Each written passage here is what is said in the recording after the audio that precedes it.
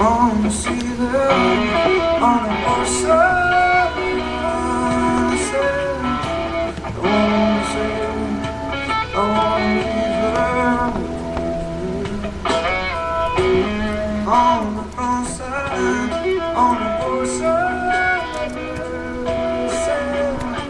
I don't wanna see them around here. On the both sides, on the wish it on the way. On the go when I say that I go, and I say that I don't leave again.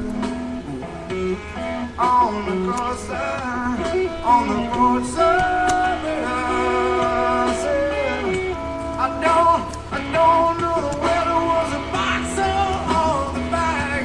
Oh yeah.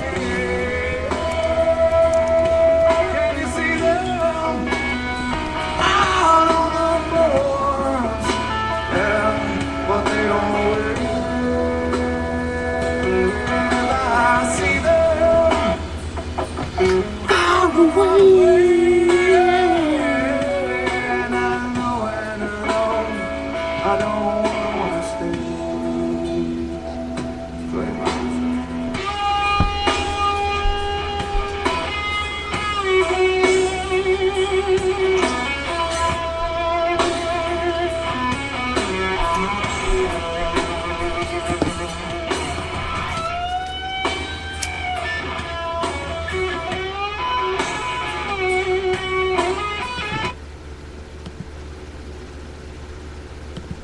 Hey, how y'all doing this morning?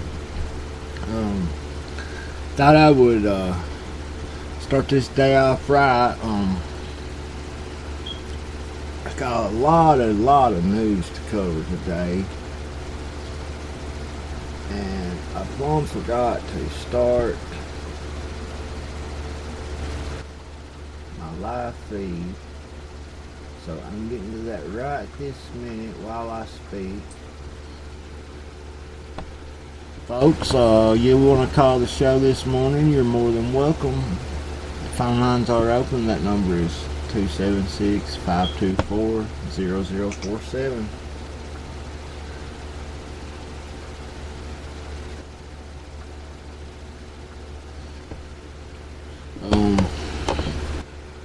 Been a lot of stuff going on surrounding the Trumps and the Russian collusion BS, and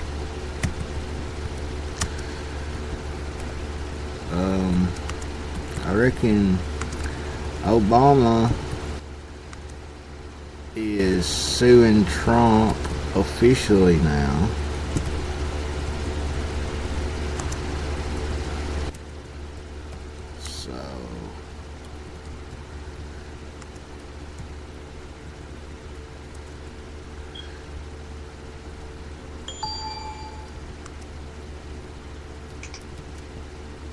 That's always something to laugh about. That's a joke if I ever heard one.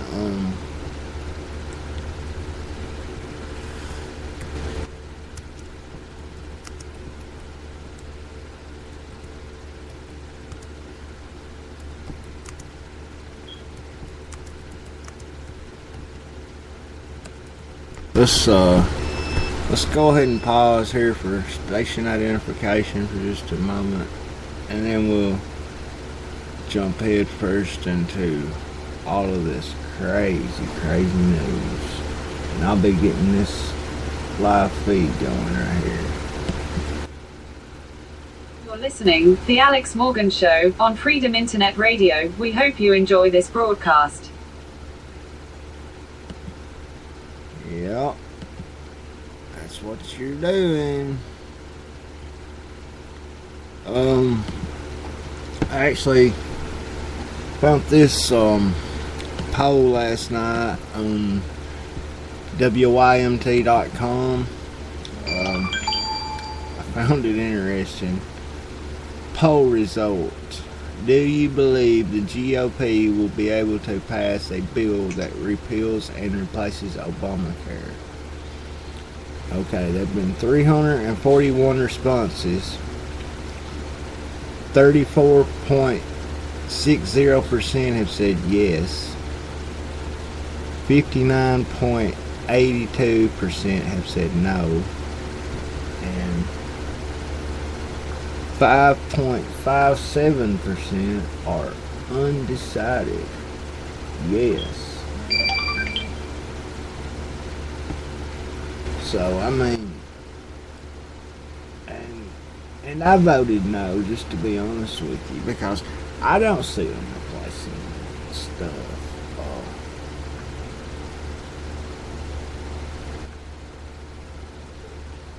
Actually, crazy to think about. Especially when you think about all the Republicans who are against it. We've got Ted Cruz, he's came out against it for some reason. I forget exactly why.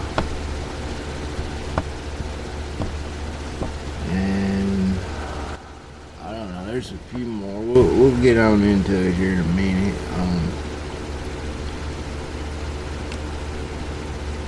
But yeah, I just wanted to share that with you. You can go to www.wymt.com and check out some of their polls. They got some pretty cool polls on there. Okay. And okay, I'm getting my live feed going now. So I'm gonna save this video when my live feed starts.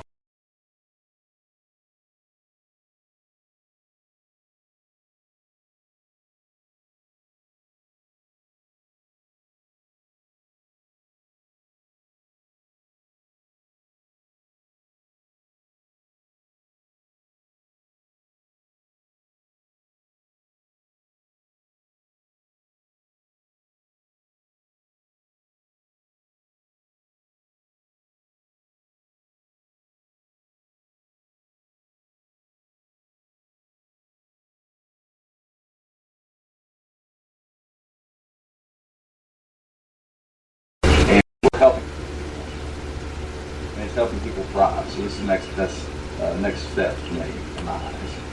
So what I want to do, well, first and foremost, I want jobs. And I want jobs here. I want opportunities here. I want kids when they get off the bus or during the summer to have activities to go to, whether it be a sporting event, a community event, whatever. But I want it here. I want my daughter Athena, who you just met, to be able to grow up and then raise her family here. I want a drug issue that this area faces, like so many other places in the nation. But not only do I want to combat the drug issue, I also want to give people that have been afflicted by drug abuse treatment options. And then also job programs, get them back up on the feet. I want to change the healthcare system in Kentucky. I want it to be more about the patient and less about insurance mandates. As a healthcare professional, it's something I see every day, and it's a shame. Lastly, I love this area. I love the community. I love the people in it. I love our values and traditions. And too often, it seems to me, because of where we are located, because of who we are, what we value, our best interest is pushed to the side. And that's not all right. And it shouldn't be all right. I will fight for this.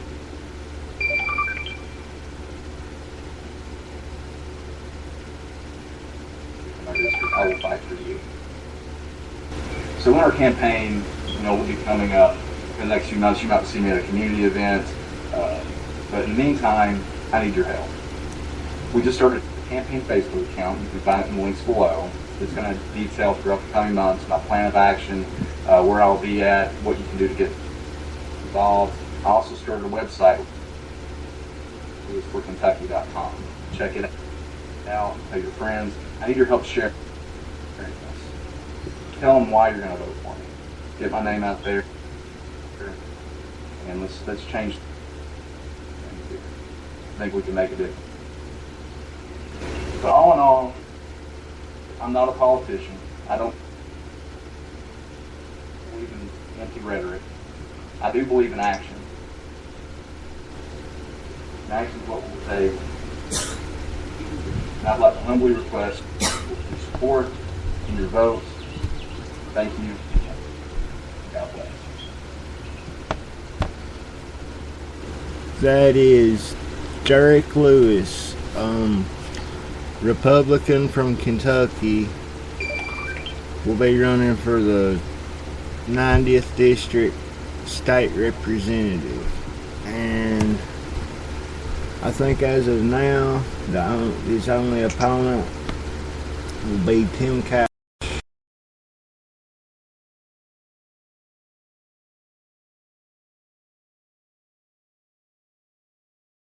I like a lot of what he says in this video. I just heard about him announcing his candidacy last night, and I haven't really had a lot of time to, find out much about him.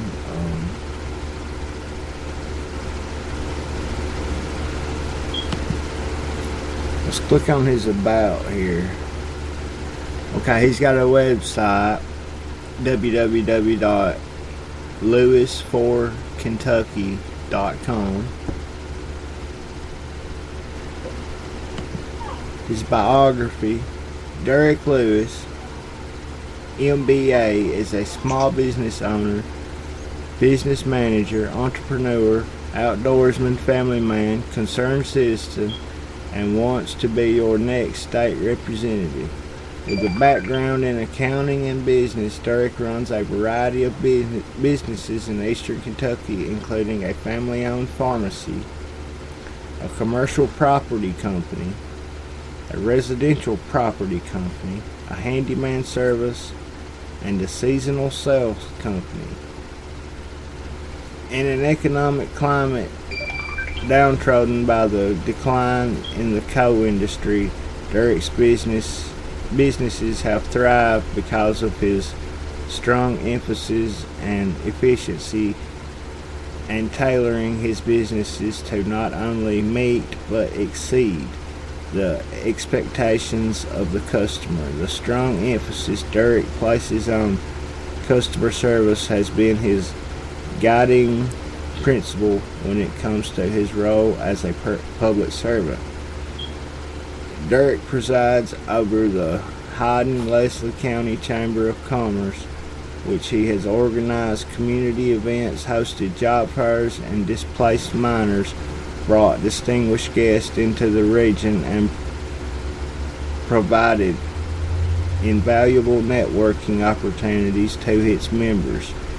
Derek serves on the Housing Development Alliance, which builds affordable homes and repairs existing houses at low rates. Derek sits on both the local and regional board of Appalachian Regional Hospital, helping to shape the health outcomes of patients in Appalachia. Additionally, Derek is a member of the Leslie County Community Foundation, an affiliate of Foundation for Appalachia, Kentucky, which builds a endowment fund with proceeds going back towards projects and causes in the community. Lastly, Derek has assisted Trails of Leslie County by building hiking and mountain bike trails and mapping out kayak canoe trips along the middle fork of the Kentucky River in an effort to increase tourism in the area. In addition to the boards he serves on, Derek has demonstrated his passion to help others through a multitude of ways. Derek started the Lewis Appalachian Scholarship in 2013 for students from the eastern Kentucky region who plan on attending the University of Cumberland. As of 2017, the Lewis Appalachian Scholarship has accounted for $8,000 in scholarships for students from Eastern Kentucky who have plans to give back to their communities. In addition to his scholarships, Derek creates opportunities to give back through Hometown Pharmacy. Derek often raises diabetes awareness through offering free glucose meters to diabetic patients through the pharmacy. Derek often raises money for cancer patients, volunteer fire departments, and children with health conditions, while also supporting local school fundraising, sports teams, and Relay for Life. Derek received his degree from the University of the Cumberlands in Williamsburg, Kentucky, with a double major in accounting and communications. While attending Cumberland's, Derek was a member of the men's soccer team, active in the Student Government Association, and founding member and president of Sigma Beta Delta UC chapter, Business Honor Society. Derek graduated as a Hutton Scholar for exemplary community service and high distinction in accounting. Upon graduating, Derek worked in public accounting, auditing local banks and cities. Deciding to further his education, Derek went back to school and earned his master's in business administration from Western Kentucky University. Upon obtaining his MBA, Derek came back to Eastern Kentucky to help run his family's 25-year-old business. Derek currently resides in Laurel County with his wife Brittany, a high school English teacher. They have 2 dogs, Waylon and Diamond, and are expecting their first child, a little girl, on the 4th of July. I know who this is now, I think.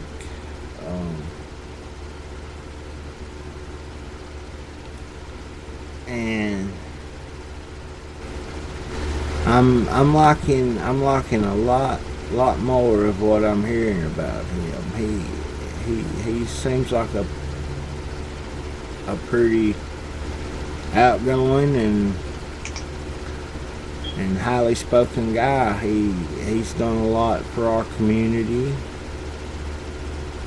A whole lot. And tell you what, he may just give old Tim Couch run for his money right there, buddy. But anyway, you can go over and check that out. That's his Facebook page right there, at Lewis for Kentucky, or check out lewisforkentucky.com.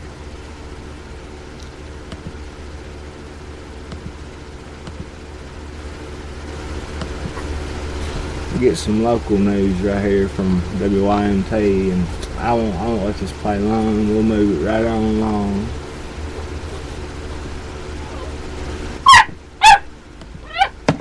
Little puppy, huh? Come on, buddy.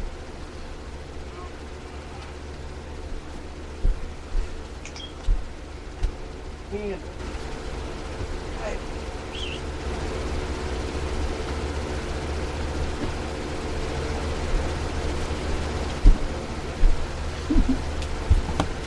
I'm back. I'm sorry. I apologize.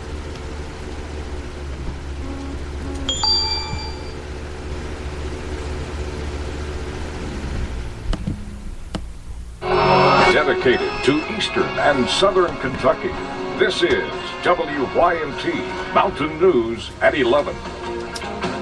Mayhem on Main Street. Good evening, I'm Cassidy Stricklet. Tonight, city officials worked fast to shut off water after a mainline burst, flooding portions of Main and Liberty Street. Homes and businesses were evacuated. We talked to city leaders about what's happened and what's next. Thursday evening quickly went from quiet to crazy for some people in Hazard. We almost got caught in it as it was coming off the hill. A water line burst, flooding streets and prompting evacuations. It takes the water up to the tank. It's a 2 million gallon tank. It's up on the hill there, but we've got the water shut off. City officials estimate the water tank lost around 750,000 gallons of water. We would encourage everyone to save water. We don't know what effect. We still have 31 feet in the tank right now as I'm speaking. The rushing waters forced officials to get people out of their homes. One mother and her 1-year-old son were told they couldn't return home after a walk, leaving them with nowhere to go. Police told me I was not allowed to even walk up to my house to get my son's diapers or his milk, anything that I needed. And I don't have his car seat, so I can't even ride in a vehicle to go anywhere. Because his car seat's at home as well. Officials say they asked those who live in the area to leave to keep them safe. As soon as we can make it safe, we'll open it back up, let people get back to their houses and travel this road again. The water was shut off in order to make repairs. We are told Liberty and Main Streets were shut down for a while, but they are now back open. In the fight for his life, 16-year-old James Couch was in an accident on the Mountain Parkway last night. Police say Couch crossed the center line and collided with a tractor trailer. Now he has several broken bones, including a broken jaw and rib cage. Those closest to Couch asked for the community to pray for their friend. Just that he was a good guy, and I don't know how any of this came about at all, and he didn't deserve it. Doctors say James Couch is in stable condition at the University of Kentucky Medical Center. They will continue to monitor his progress. Corbin police are asking for help finding a man they say stole a city vehicle. Surveillance video caught this man walking around the city garage. Police think he got into the heavily secured facility under a barbed wire fence. The public works director says the man got into a truck and fell asleep before the morning crew woke the man up around 4. He could have made 2 decisions. One was to get in the truck and leave, and one was to walk out an open gate. So, and he did steal our truck, and it is city property, and I do think there should be consequences for it. The truck was found Wednesday morning, parked at the Cumberland Gap Apartments about 30 miles from the garage.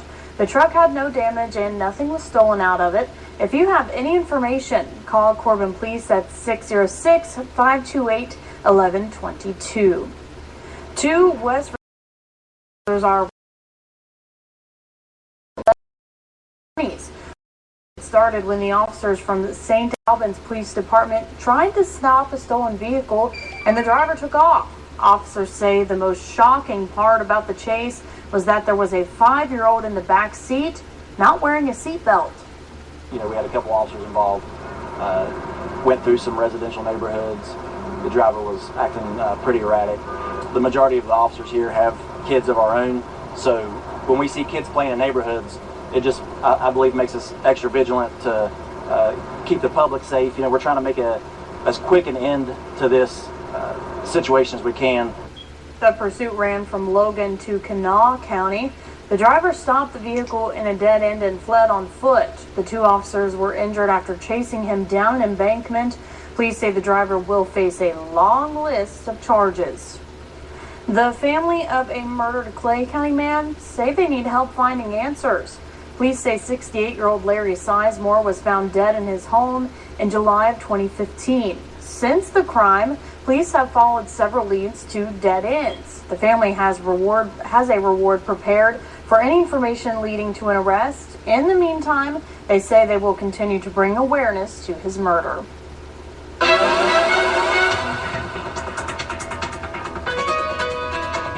Back-to-back 90-degree days here in the mountains. Some temperatures still remaining mild, and our lows for tonight, well, they'll be into the lower 70s. Here's the almanac for today. 90 degrees in Jackson, 73 for the low. How about these warm temperatures? The record was 91. We were 1 degree shy of that, but some locations hit the lower 90s. Louisville and Lexington and Kentucky, 88 in Moorhead.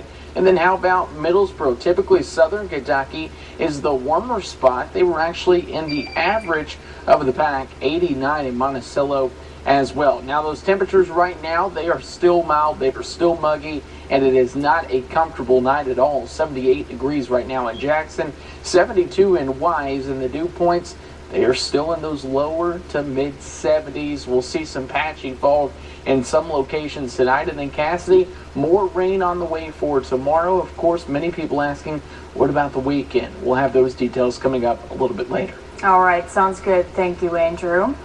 2 people are dead after a house explosion in Tennessee this evening.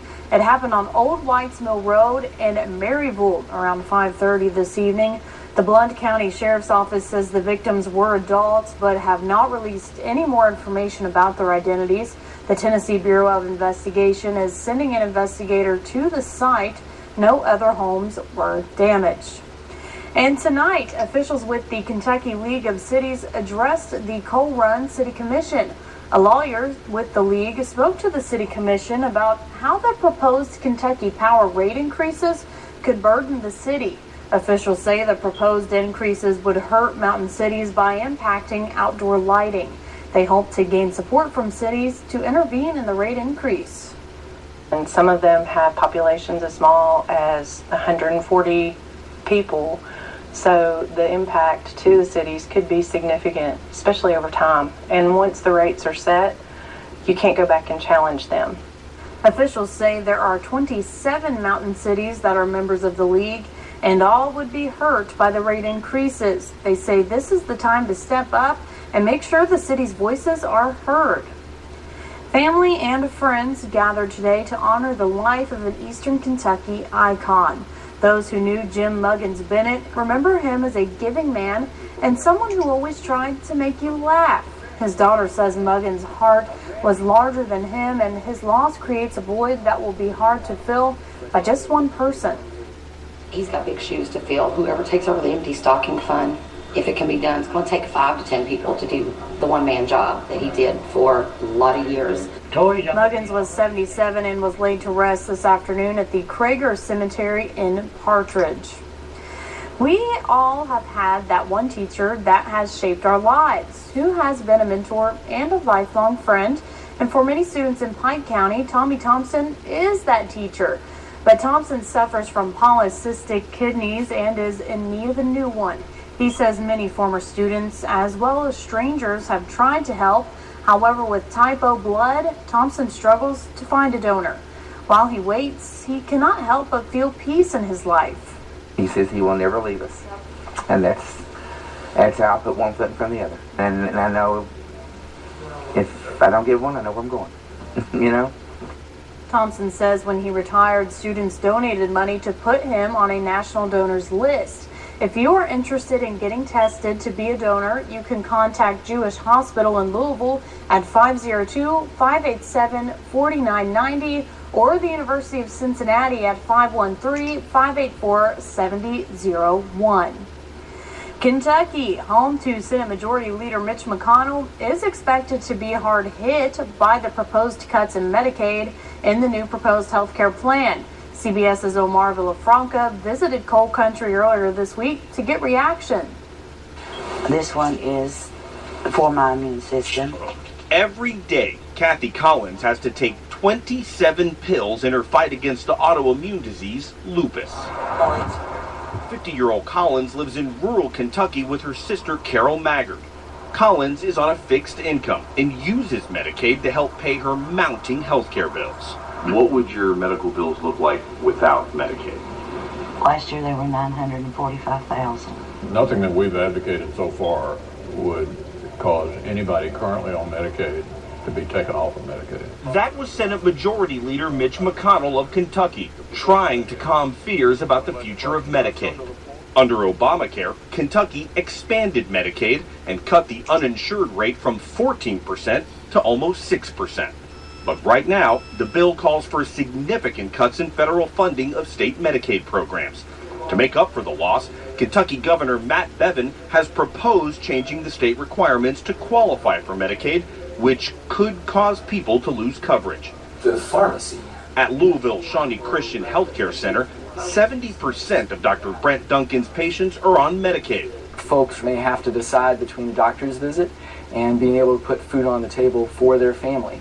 Collins, a Republican who voted for both Senator McConnell and Governor Bevin, is now truly worried about losing her coverage. I'm sure Mitch McConnell don't have to worry about his medical bills. or Governor Bevins, but real people have to. Omar Villafranca, CBS News, Jenkins, Kentucky. Senators will see a score on this bill from the nonpartisan Congressional Budget Office early next week. The first version of the bill showed 22 million more Americans would lose insurance coverage by 2026. An organization dedicated to helping minors has received a financial boost. The Appalachian Citizens Law Center has received a $10,000 grant from the Kentucky Bar Foundation. The ACLA will use the money to support minors with black lung disease. They help minors obtain legal representation and medical treatment, among other things. It was announced today that hundreds of people have been charged in a scheme involving opioids. Prosecutors charged more than 400 people for taking part in healthcare fraud. 4 of those cases have been brought in Kentucky. They involve the illegal distribution of opioids and other controlled substances, billing for unnecessary or unprovided treatments, as well as identity theft and money laundering. Coming up at 11, second chances. An Eastern Kentucky man changed his life, and now he helps others do the same. President Trump arrives in Paris for a visit with France's president, but the investigation into possible Russian collusion follows him. I'm Mo. Scattered showers and storms look likely for your bacon. Yeah, just conclude y'all's ad. Well, I don't care, you know. In fact, I'm just gonna cut you all Healthcare out. store oxygen. I don't know.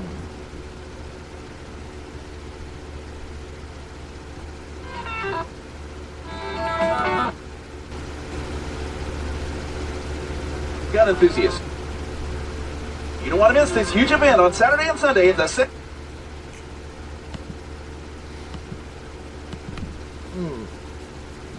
Now, let's get to the big national news, headline news, I guess you would say. I don't know. This comes from townandcountrymag.com. Here's what you need to know about Donald Trump's lawsuits. He's been sued more than 100 times since his inauguration.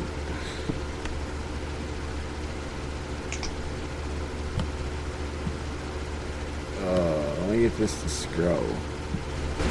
This was written by Caroline Howman on July the 12th of 2017. President Trump has been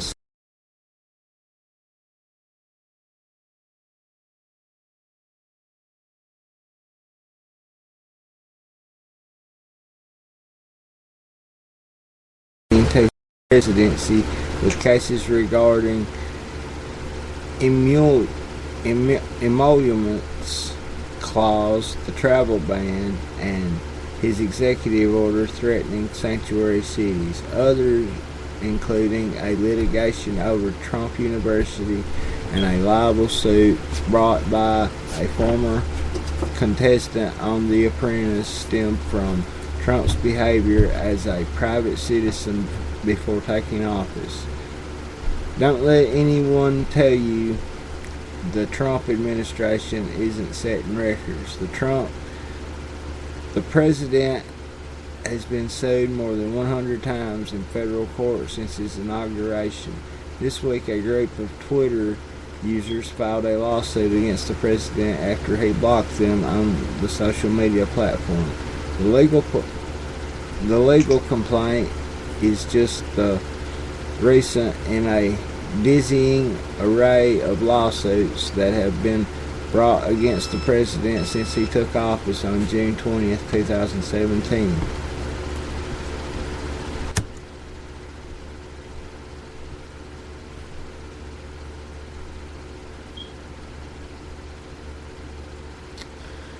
I clicked on something. You'll have to give me just a second. I apologize, folks. Okay, I'm back. While it's not uncommon for a president to accumulate some lawsuits over the course of his administration, what is happening now is unlike anything we've ever seen in recent history, according to the Boston Globe. By May 5th, President Trump has been sued a remarkable 134 times in federal court since his inauguration. To put things in perspective, Obama had acquired 26 suits against him at that point in his presidency.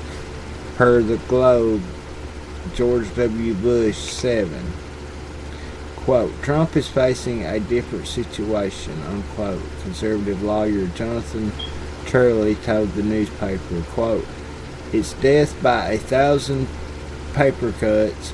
Every group, every aggrieved person is filing lawsuit, end quote. It's every aggrieved person is indeed filing lawsuit, then the president can expect a good deal more. For now, 69 of those aforementioned 134 suits have already been thrown out, but that still leaves 65 pieces of litigation against the president. Here's a field guide to all the different ways Trump is being taken to court. Twitter. Throughout his presidency, Donald Trump has used his Twitter account as a way to, quote, bypass, unquote, traditional media, a speak directly to his constituents. Now, several Twitter users who were blocked by the president's @real Donald Trump handle are suing.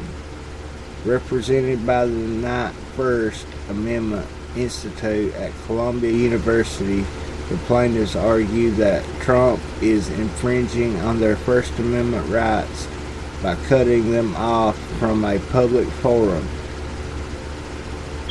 his Twitter feed, due to his expressing opinions he does not like. According to the New York Times, his plaintiffs claim that, quote, his account amounts to a public forum that he, as a government official, can't bar people from, unquote.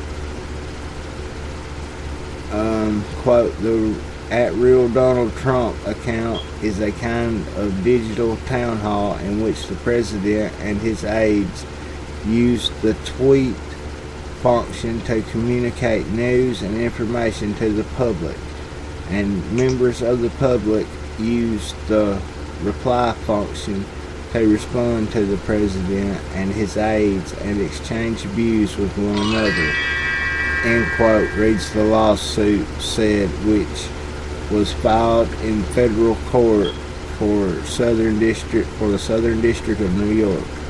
The Twitter users are also suing White House Press Secretary Sean Spicer and Dan Savino, who serves as Trump's director of social media. The Implements Clause.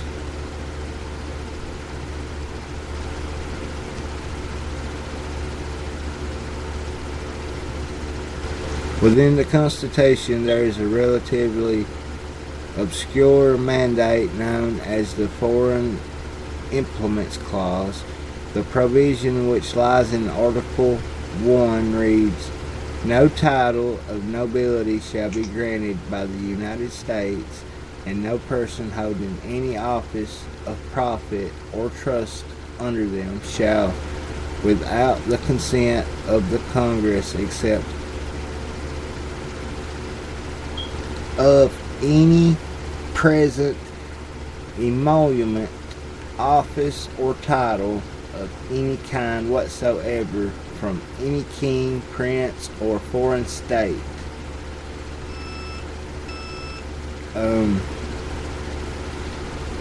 That's the end of that little piece. And then the article goes on to say, this is widely interpreted to mean that one cannot profit from his presidency. Prior to Trump's election, the Emoluments Clause rarely made waves, but given the president's stake in international businesses and his reluctance to completely divest himself of his assets, the clause has not only become a buzz-worthy topic on cable news, but also the foundation of multiple lawsuits. In June, the Washington Post reported that 196 Democratic members of Congress plan to file a lawsuit against President Trump, alleging that by, quote, retaining interest in a global business empire, he has violated constitutional restrictions on taking gifts and benefits from foreign leaders, unquote. Right now, all of the plaintiffs in the general and the legal action are Democrats, led by Richard Blumenthal in Senate and John Conyers Jr. in the House, but Republicans will reportedly be invited to join the complaint should they choose.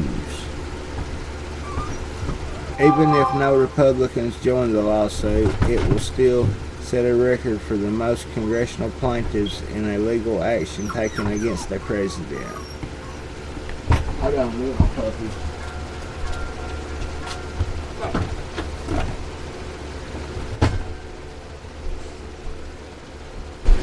I'm sorry. She was crying.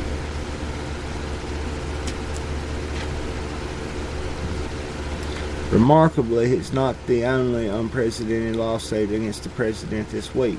According to the New York Times, the state of Maryland and Washington, D.C. filed a lawsuit Monday, quote, alleging that Trump's failure to shed his private businesses has undermined public trust and violated constitutional bans against self-dealing, unquote, and arguing that, quote, businesses owned by Mr. Trump divert customers away from the businesses the District of Columbia and Maryland either own, license, or tax, harming those governments financially. This is the first time in history that a state has sued the president over the annulment clause. Citizens for Responsibility and Ethics in Washington, or CREW, initially filed a lawsuit against Trump regarding the emoluments clause on January 23rd. In particular, they questioning Trump's organization hotels and whether foreign officials are opting to stay at Trump's properties in order to curry political favor. Following their initial filing, CREW crew, we'll call them, I guess, has sought out additional plaintiffs, including high-end hotelier Eric Good, the Union Restaurant Opportunity Center United, and event booker Jill Phaneuf. According to the Washington Times, Trump Organization lawyer Sherry Dillon, quote, has disputed that the emoluments clause applies to hotel rooms being rented by representatives of foreign governments, arguing that payments based on market rates for services do not represent an emolument, end quote. Dillon also said that the hotels would donate any profits that resulted from foreign leaders staying in the hotels to the Treasury. However, Lawrence H. Tribe, a Harvard Law School professor of congressional law and one of Crew's lawyers, said that Good's involvement in the case has ensured that it will be taken seriously. Quote, it makes it inconceivable that this lawsuit would be tossed out, end quote. He told the Times, quote, as a hotel and restaurant owner, Mr. Good will be harmed due to a loss of revenue by defendants' ongoing financial interest in business which receive payments from foreign states, the United States, or state or local government.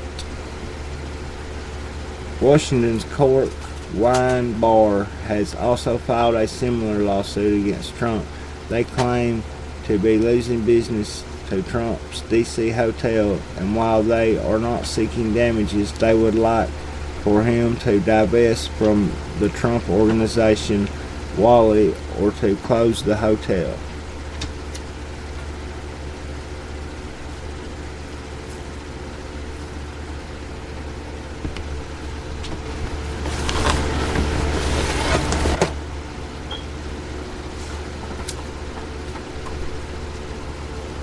In late March of 2017, U.S. District Judge Gonzalo Cruel approved a $25 million deal under which President Trump settled multiple lengthy lawsuits. While Trump did not admit to wrongdoing, he did agree to pay roughly 3,730 students of the now defunct Trump University who believed they were defrauded by the for-profit real estate seminar program and its misleading claims. While Trump has previously vowed never to settle after the election, he reportedly determined he didn't have time for a trial.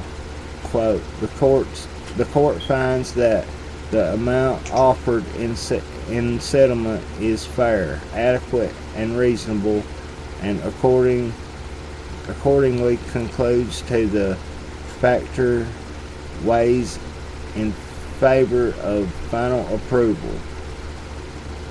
Quote, wrote Judge Cruel, it is possible that the cases could be appealed. End quote. On January 31st, San Francisco became the first city to file a lawsuit against the president. Their case took issue that his executive order targeting sanctuary cities, municipalities which have vowed to limit their cooperation with federal immigration policies, and his threat to withhold federal funding from them.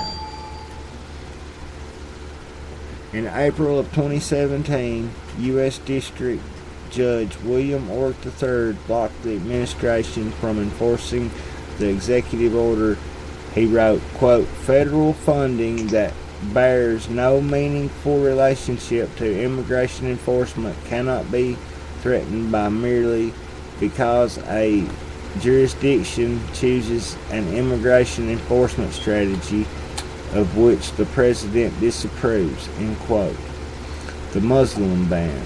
Following each of Trump's executive orders on immigration, better known as travel bans, the president has faced a deluge of litigation from individuals, civil rights organizations such as the ACLU, and individual states. Both bans have been halted, at least for now.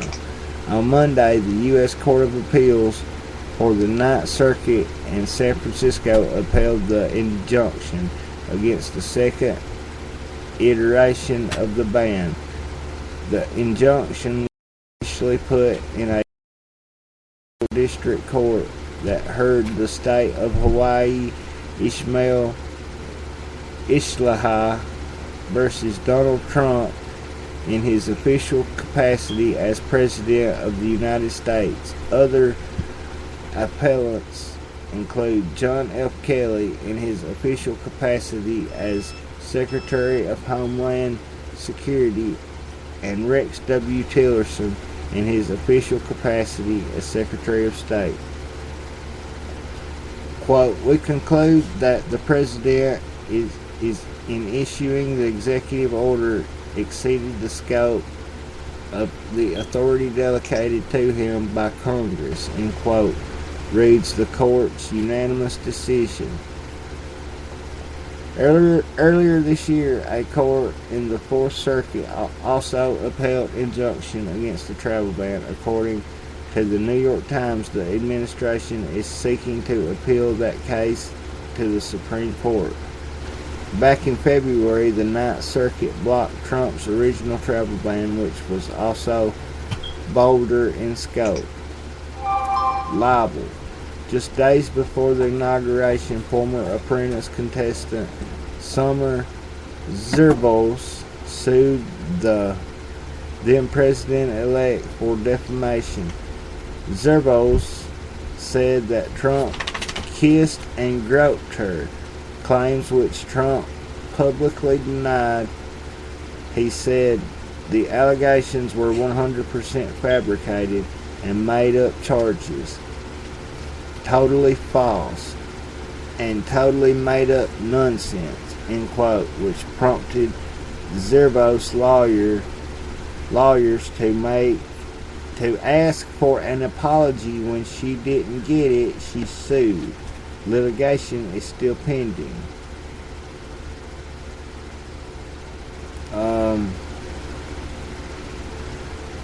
I guess that's the end of that article. At the bottom of it, it's got a link you can click on, all about Donald Trump's kids, and you can go on down, and it's got a bunch of stuff that relates to politics in 2017. I haven't read a lot of articles on townandcountrymagazine.com, but it's pretty good publication if you ask me. I mean, not bad, I don't think.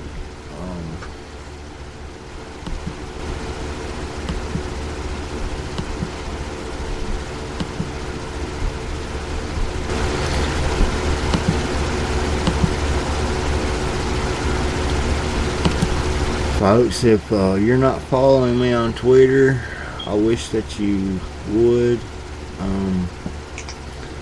Just look up at Real Big Al Morgan, or go to twitter.com/Real Big Al Morgan. Follow me on Facebook, facebook.com/Big Al Morgan.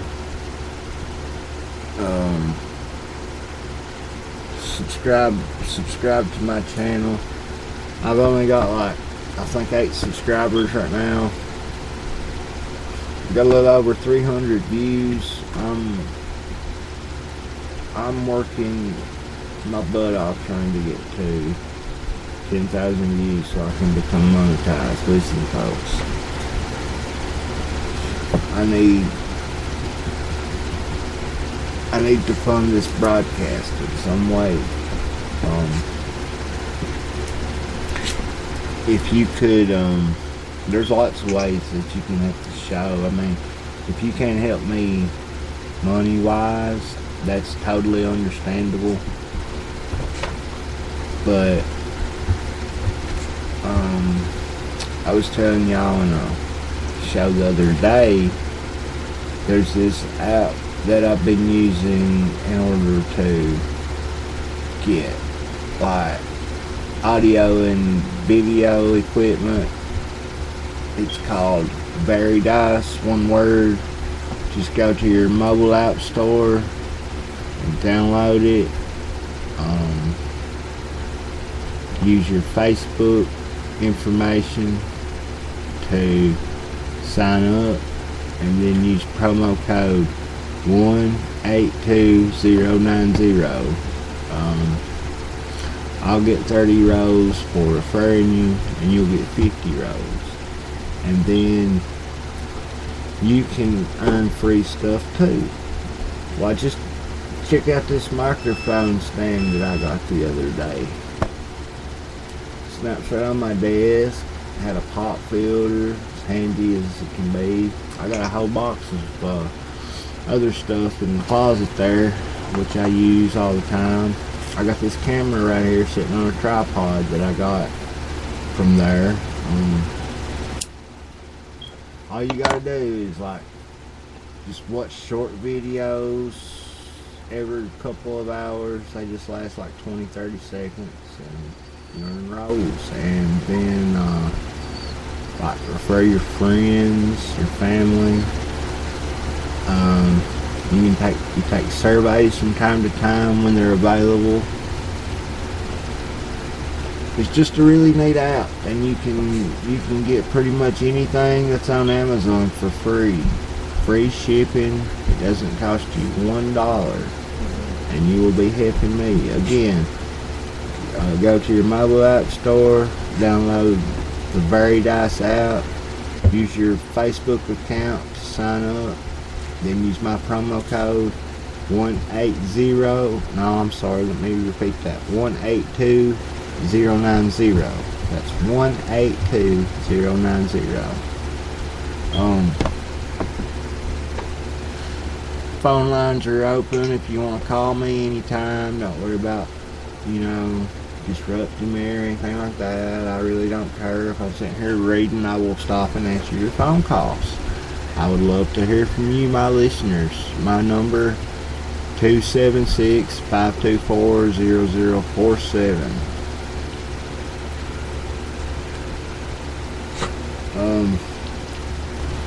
My emails, the Alex Morgan, or not the, I get so tongue-tied sometimes, I'm sorry. The Alex Morgan Show at gmail.com. You can also email me, Big Al Morgan at live.com or alexmorgan9183 at gmail.com.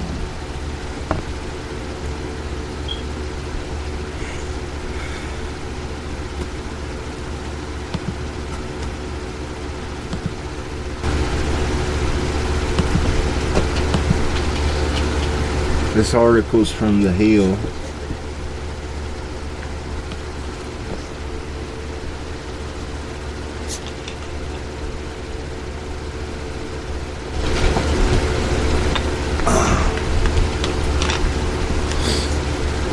Obama lawyers team up to fight Trump.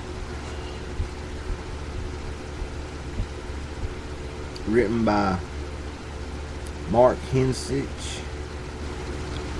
K2317. Top lawyers from former President Obama's administration are launching a group aimed at keeping President Trump from breaking ethics rules. United to Protect Democracy has already built a $1.5 million operating budget and hired 5 staffers.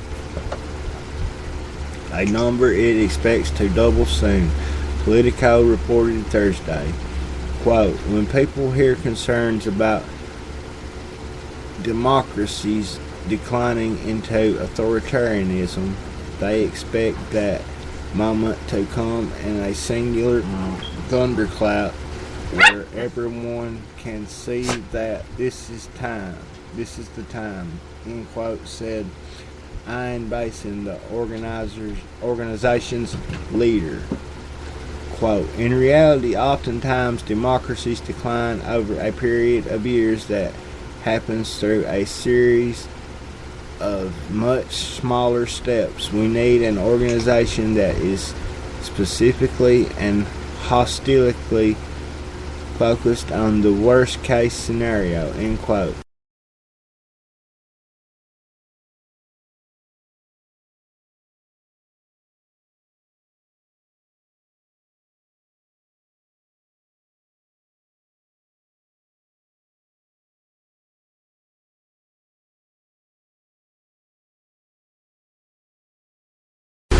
United to Protect Democracy will focus on issues such as Trump administration officials potentially interfering in regulatory agencies or intimidating staff.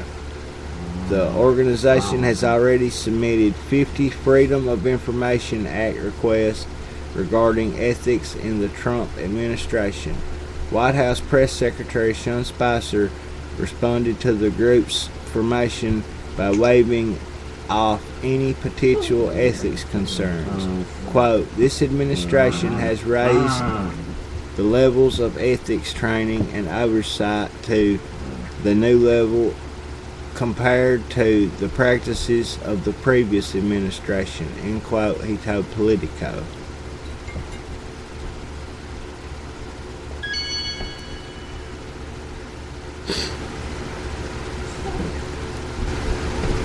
That must be the end of that one. I thought that article was a bit longer. I guess so.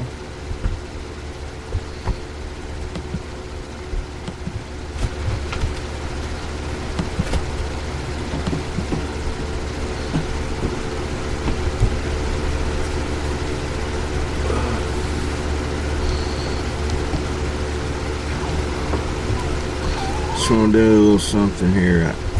Quick like on.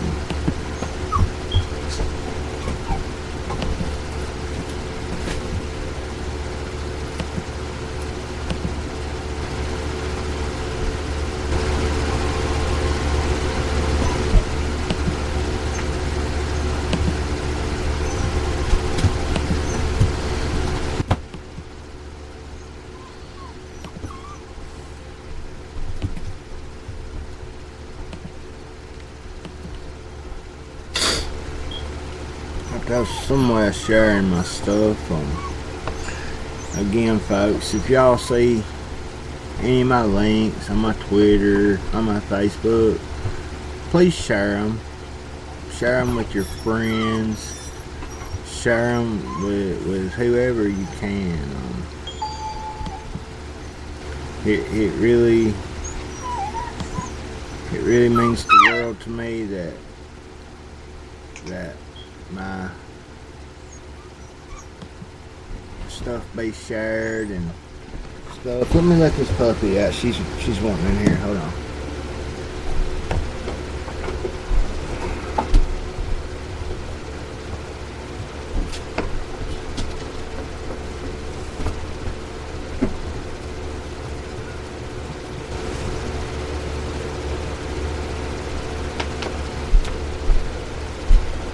Sorry about that, folks.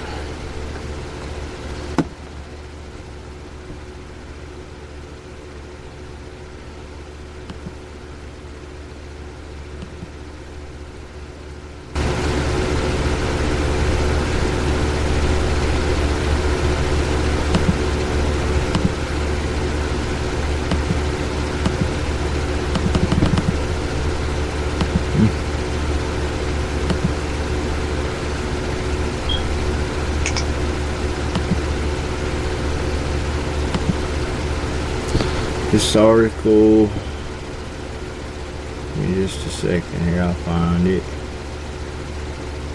It's from thenewamerican.com.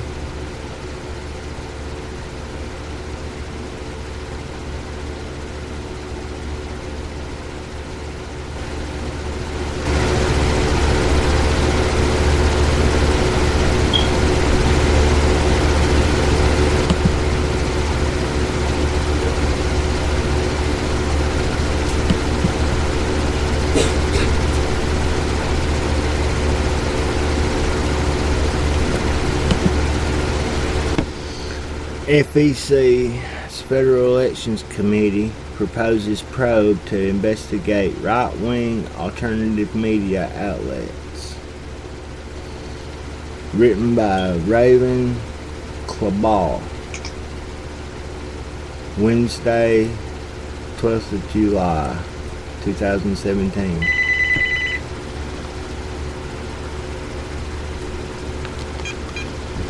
A Democratic-led FEC, quote, inquisition, unquote, into foreign financial influences on U.S. elections has some fearing that conservative alternative media outlets may be in danger at a time when dispersed of the mainstream media has led many Americans to rely on alternative media outlets for their news. The Washington Examiner reports that a bid by Democrat Federal Elections Commissioner Ellen Weintraub, I can't say her damn name, may target right-leaning outlets such as the Drudge Report, InfoWars, and Breitbart under the pretense of probating for foreign influences in federal and state elections through paid advertising. Weintraub claims that illegal foreign influence could have played a role in the 2016 federal election and that it is necessary for the FEC to investigate campaign spending into media buys by overseas sources and partially foreign-owned U.S. firms. She asserted, quote, "I believe that this commission can indeed rise to the challenge of understanding what happened in the 2016 election and plugging any legal or procedural holes that could allow foreign actors to interfere with our future elections," unquote. According to Politico, Weintraub was also motivated to launch the probe after Time magazine cited intelligence officials who claimed that Russian agents purchased Facebook ads to distribute election-themed stories, and that Breitbart News and Cambridge Analytica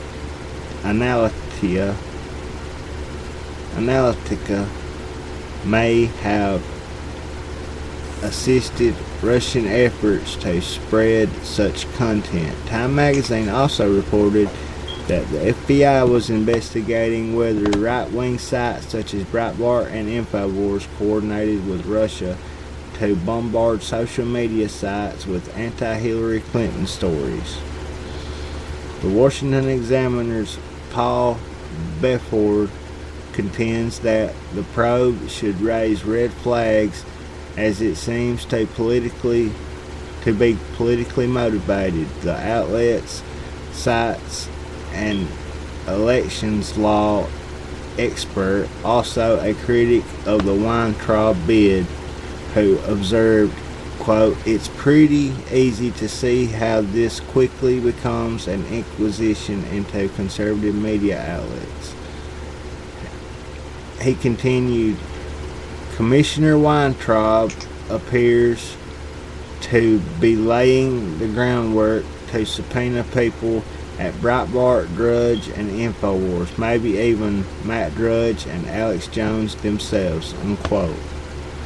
Critics of the FEC probe contend that the ultimate goal is to target the mainstream media's competition and to provide a convenient excuse for Hillary Clinton's devastating election loss. But despite claims of Russian interference in the election, many experts contend the Democrats lost in November because the Democratic Party's globalist platform is out of touch with the Rust Belt working class Americans.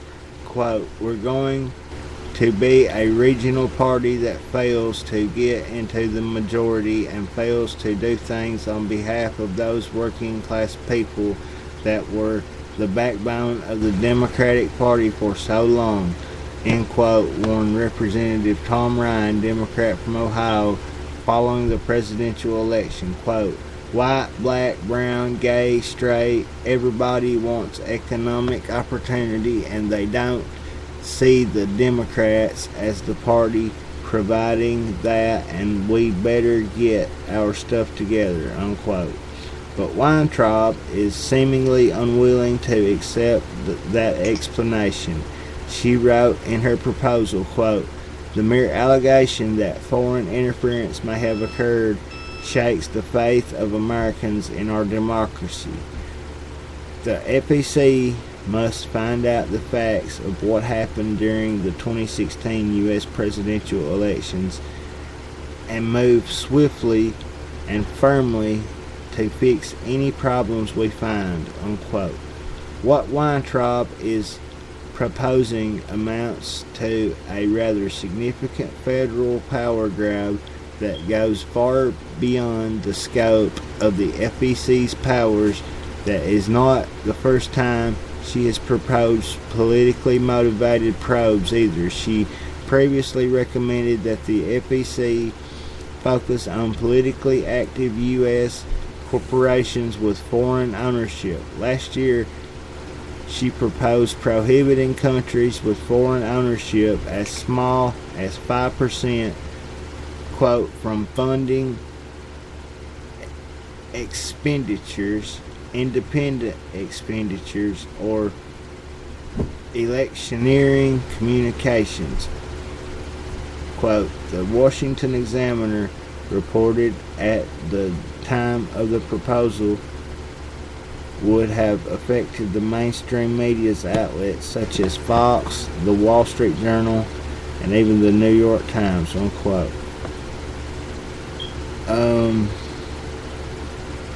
She went on to say, quote, given everything we have learned this year, it blinds reality to suggest that there is no risk of foreign nationals taking advantage of current loopholes in the intercede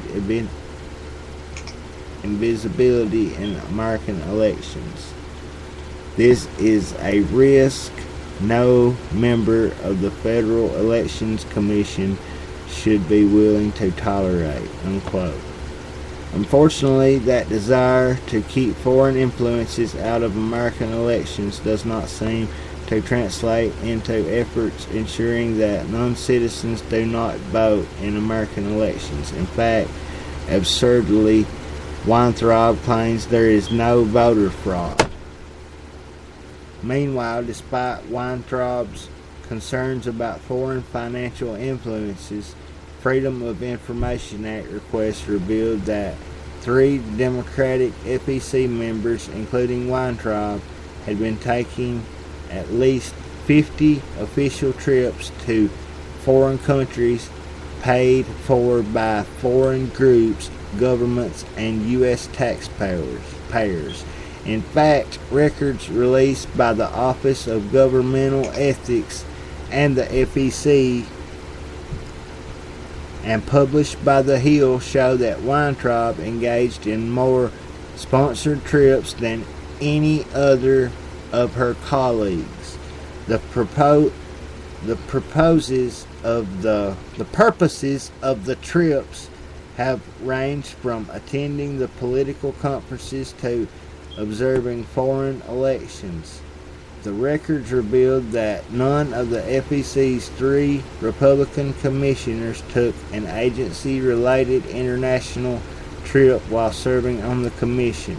The Daily Caller writes that while proponents of, quote, international jet setting by the FEC commissioners, unquote, claim they are fulfilling their civic duties around the globe, critics note that this is, quote, inappropriate for regulators to accept overseas funding for such trips, especially with foreign influence over the American government under deep scrutiny, unquote.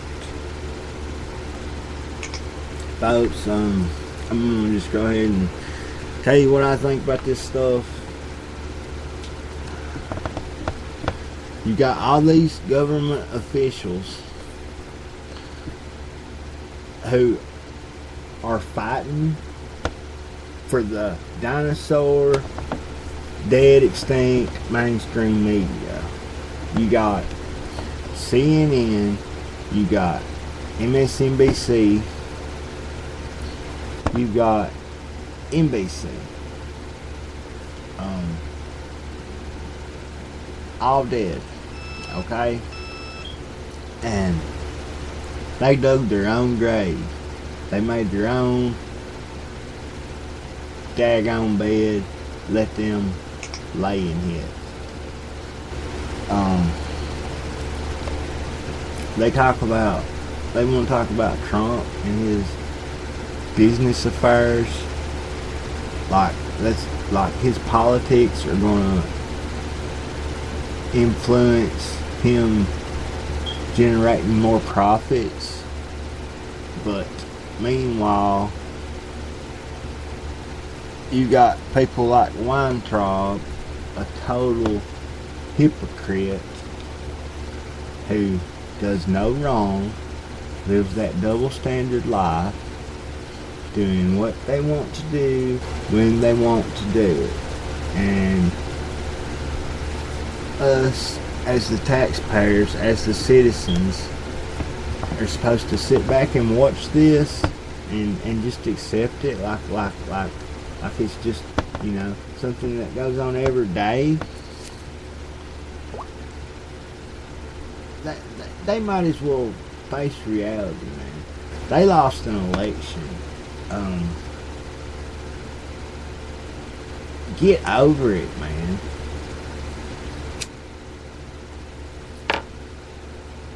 I mean, really, get over it. All I know is do better next time. Hey, 2018's coming up, and I heard that Hillary Clinton's coming back to represent or head up the DNC during that election period. Hello? You're speaking to him?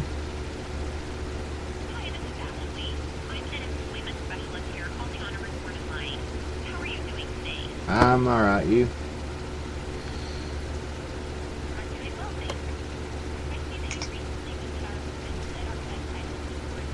Yeah.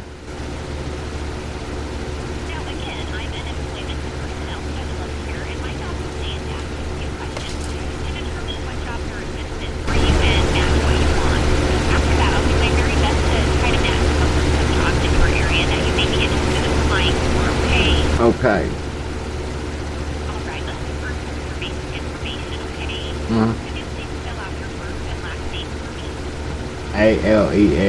ALEXMORGAN. Yes.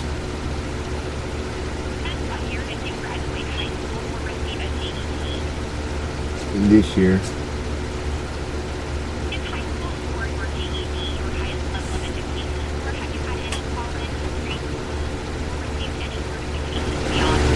No, just high school.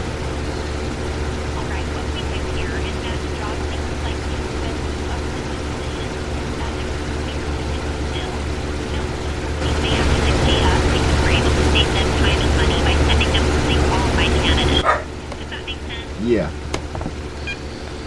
They're full of it. I'm sorry too. I thought, folks, I'm desperate for a job. I've been looking for about 10 or 15 different places to call me any day, and I thought that may have been one of them. It wouldn't.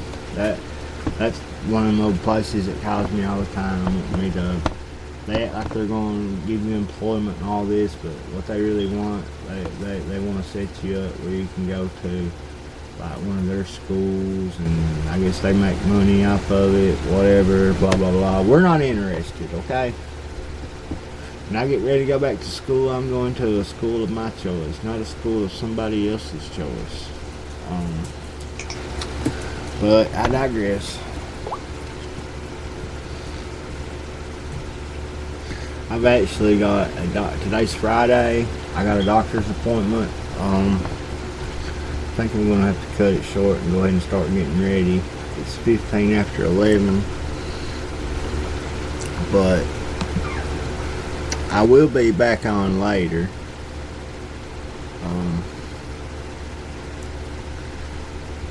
I won't be gone for too long. I promise to return. I've got a lot coming up tonight, this evening. I want to read the email that Mitch McConnell sent me, like, I don't know, 2 or 3 weeks ago. And I keep so much on my mind, I can't even remember to read it to y'all, man. I stay busy, believe it or not. I am a busy guy, okay? And I apologize that I'm not going to be around for much longer. But like I said, I will be back later on tonight or this evening. Just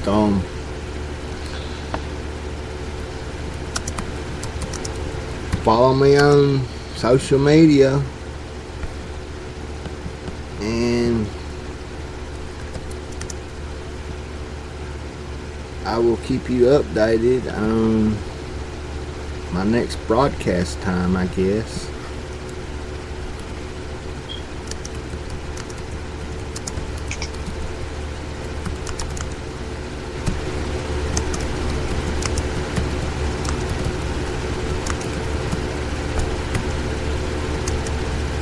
I really do appreciate everybody who tuned in.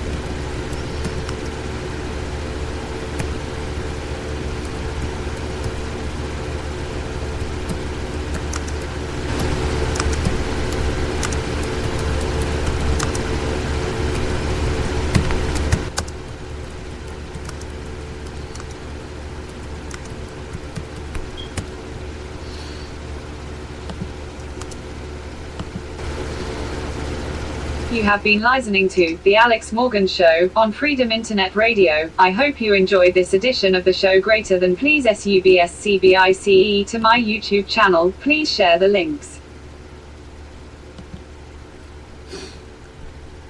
And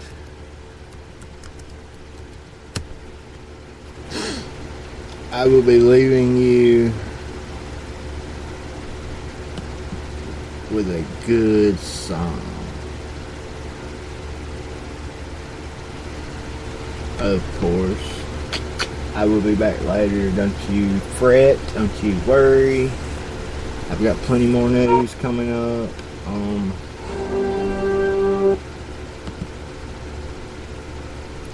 Just hang in there.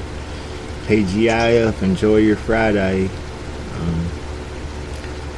Not every day is a Friday, and I had a rough Friday last week. I'm gonna hope for a good one this week.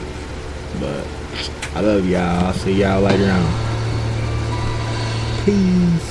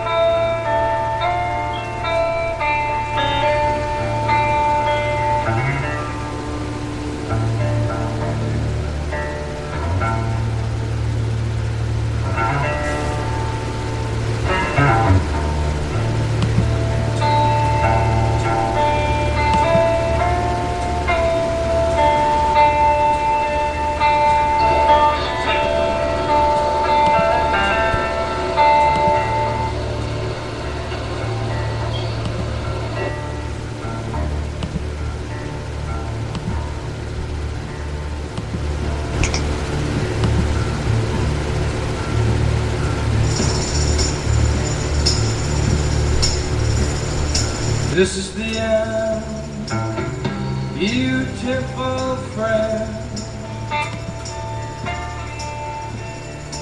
This is the end, my only friend. Of our elaborate Hi, you've reached the high fashion hotline. Hi, my daughter just texted me some emojis and I'm confused. Can you describe them? There's t-shirts, shorts, dollar signs, bunch of clapping hands. She's saying go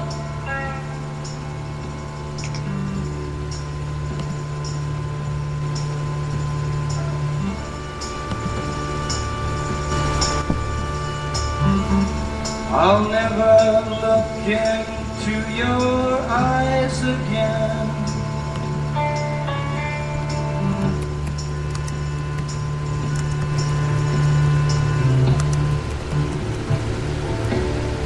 Can you picture what will be so limitless and free, desperately in need of some stranger's hand in a desperate land?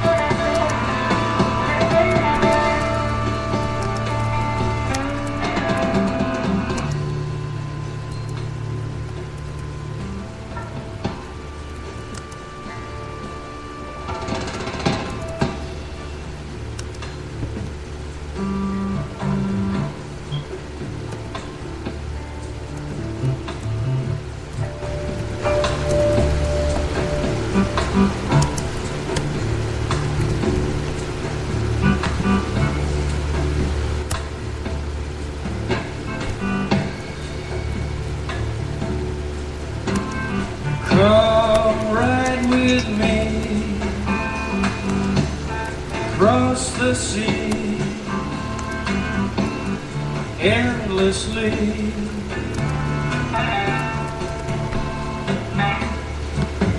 So happy we will be across the sea endlessly.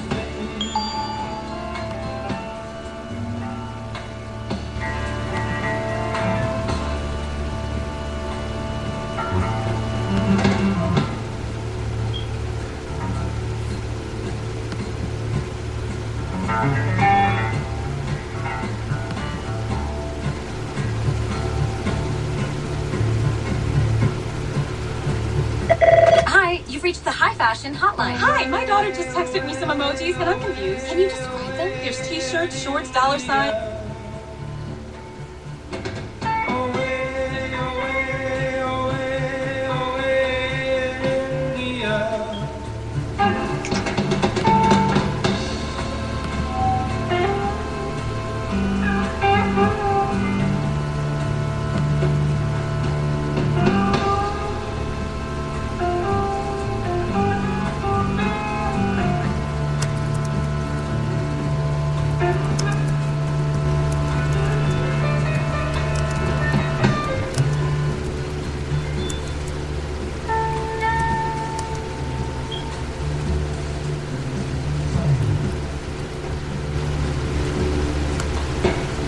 Woke up this morning, got the crossroads on my mind.